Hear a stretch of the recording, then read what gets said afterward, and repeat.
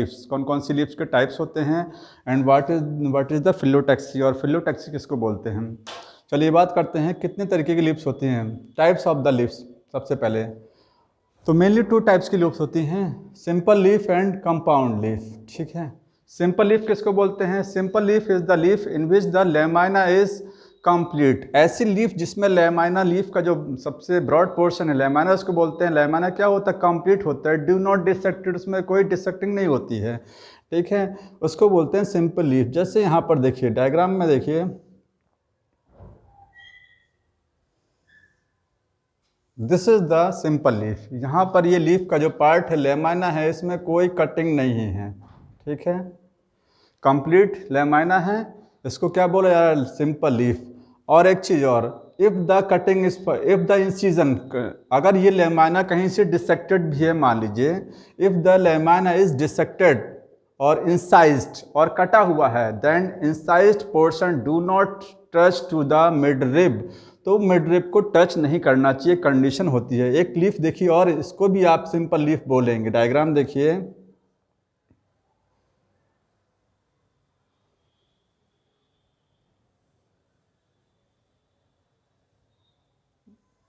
दोनों simple leaf हैं। यहाँ लेमाइना कंप्लीट है, ठीक है, ये भी सिंपल लीफ है, यहाँ पर भी लेमाइना कंप्लीट तो है लेकिन थोड़ा सा कटिंग है लेमाइना में, इंसीजन है। कटिंग को क्या बोलते हैं, इंसीजन। देखिए लेमाइना में थोड़ा सा इंसीजन है, कट है, बट दिस इंसीजन, जो कटिंग है यहाँ पर, this incision do not touch to the mid rib. ये बीच में जो लीफ की लाइन चलती है, इसको क्या बोलते हैं आप लोग, मिड रिब बोलते हैं। तो ये यहाँ पर इसको टच नहीं करना चाहिए, जो कटा हुआ हिस्सा है इस लाइन को टच नहीं करना चाहिए, तभी इसको आप सिंपल लीफ बोलेंगे। ठीक है, तो सिंपल लीफ की डेफिनेशन क्या हुई, it is the leaf in which the lamina is complete, और इफ डिसेक्शन इज फाउंड और इंसीजन इज फाउंड, अगर लेमाइना में कोई इंसीजन या कटिंग है, then incision should not touch to the mid rib, तब वो मिड रिब को टच नहीं होना चाहिए, तभी वो कंप्लीट लीफ बोली जाएगी।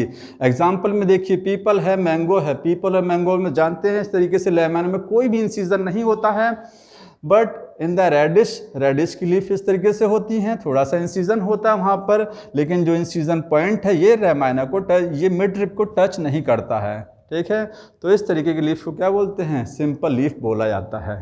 ठीक है, समझ में। आगे देखिए कंपाउंड लीफ। कंपाउंड लीफ क्या होती है, the leaf in which the lamina is incised, ऐसी लीफ जिसमें लेमाइना क्या होता है, इंसाइज्ड होता है, कट होता है। ठीक है, and the incision should touch to the mid rib, और इंसीजन कहाँ टच होना चाहिए, मिड रिब को टच भी करना चाहिए। देखिए दिस इज द स्टेम, ये क्या है, स्टेम है यहाँ पर, और यहाँ पर ये लीफ बनी हुई है। ठीक, अब ये लीफ आगे देखिए इस तरीके से, ये लीफ का पीटियोल बोलते हैं। आगे ये आगे पीटियोल कंटिन्यू हो रहा है, देखिए इस तरीके से। ठीक, आगे कंटिन्यू हो रहा है। अब यहाँ ये लेमाइना जो होना चाहिए था लीफ का, इसमें कटिंग होगी, और कटिंग देखिए इस तरीके से है यहाँ पर, ये देखिए लेमाइना क्या हो गया, यहाँ कटिंग हो गई, उसमें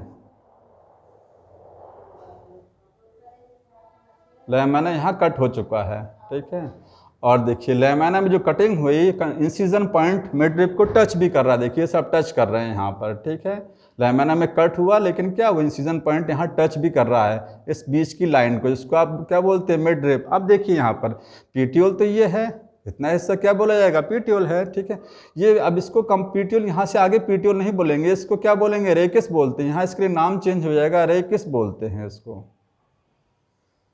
और इन स्ट्रक्चर को क्या बोलते हैं, लीफलेट्स, इसको बोलते हैं लीफलेट्स। लीफ के छोटे छोटे टुकड़े बन गए, and each fragment of leaf called leaflet. अब वो खुद लीफ की तरीके से दिखाई दे रहा है, उसको क्या बोल रहे हैं, लीफलेट बोल रहे हैं। ठीक है, और इस बीच की जो लाइन चल रही है, इसको आप मिड रिब नहीं कहेंगे, इसको आप क्या कहेंगे, क्योंकि मिड रिब इसमें होगा। देखिए हर लीफ में आप ये मिड रिब इसमें होगा, ये क्या रेकिस बोला जाएगा।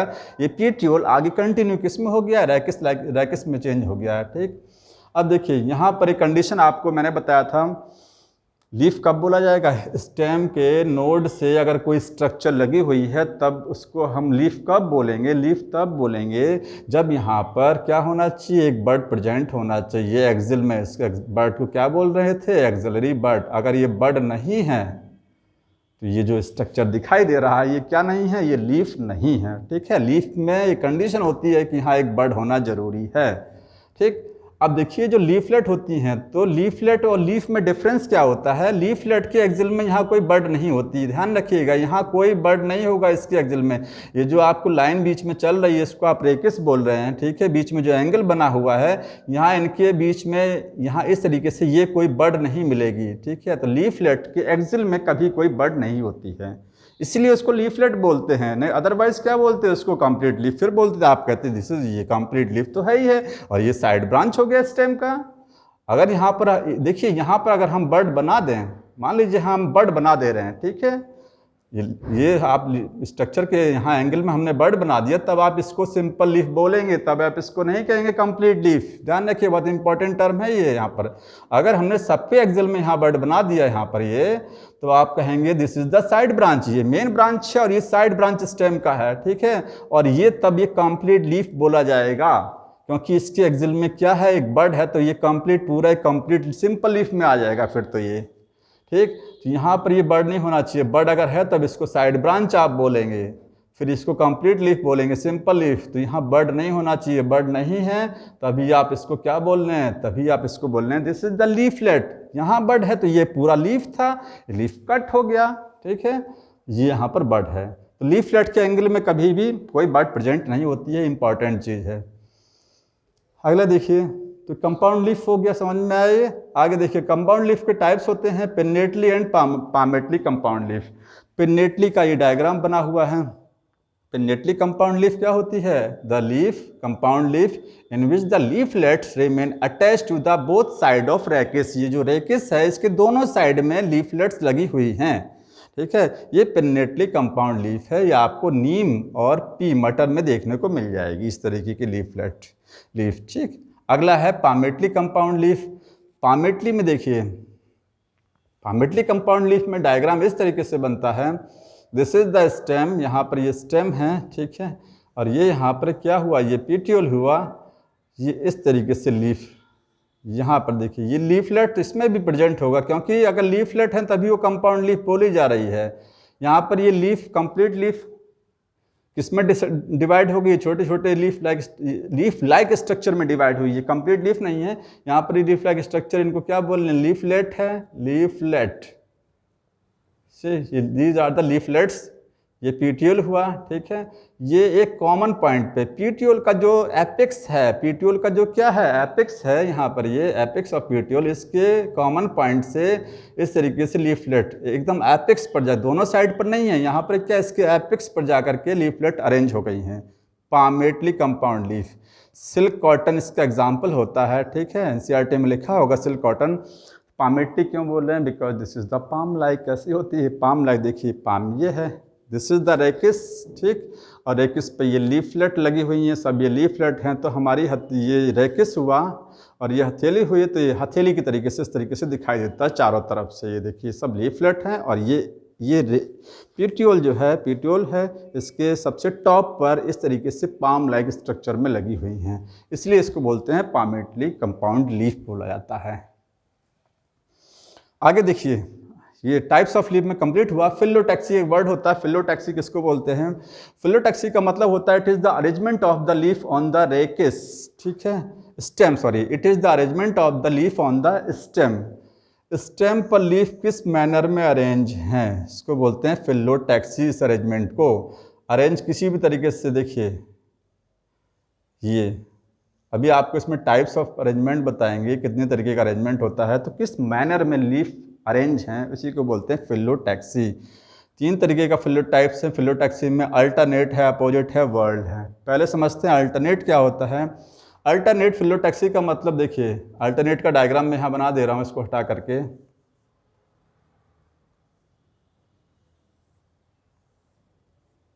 ये नोड है स्टेम की, क्योंकि लीफ कहाँ लगती है, नोड पर लगती हैं, ठीक।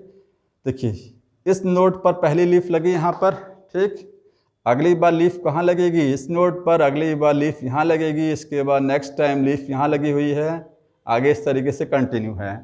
तो अगर ये अरेंजमेंट है, means leaf remain attached to the node, node पर तो लगती हैं, leaf remain attached to the node in the alternate fashion, alternate fashion में लगी हुई है, एक बार यहाँ लगी, फिर यहाँ लगी, फिर यहाँ लगी, फिर इस पर लगी, ठीक है। तो नोड पर दोनों साइड में कभी भी लीफ अरेंज नहीं होती हैं, अल्टरनेट होती हैं। ठीक, एक बार इस नोड पर इधर से इस नोड पर इधर लगेगी तो अगली नोड पर इधर लगेगी, फिर इस नोड पर इधर तो अगली नोड पर इधर से लगेगी। इसको बोलते हैं अल्टरनेट अरेंजमेंट। ठीक, एग्जाम्पल इस क्या है इसका, मस्टर्ड होता है। मस्टर्ड में इस तरीके का अरेंजमेंट होता है। दूसरा अपोजिट। अपोजिट में क्या होता है, दोनों साइड में, देखिए इसी को मैंने अपोजिट कर दिया यहाँ पर। स्टेम के दोनों साइड में, स्टेम पर नोड पर दोनों साइड में लीफ अपोजिट डायरेक्शन में, इधर और इधर दोनों साइड में लगी हुई हैं। This arrangement is called opposite phyllotaxy. Guava इसका एग्जाम्पल है। मदार में आपको अच्छे से देखने को मिल जाएगा, कैलोट्रॉपिस जो मदार होता है। तीसरा अरेंजमेंट है वर्ल्ड। ठीक है, वर्ल्ड में क्या होता है, देखिए